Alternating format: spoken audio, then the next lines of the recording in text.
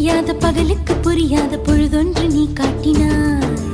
இதயத்தில் நீ இருப்பதனால் நான் தூங்கும் நேரத்தில் என்னுள்ளே தூங்காமல் நெஞ்சுக்குள் வாயாடினாய்.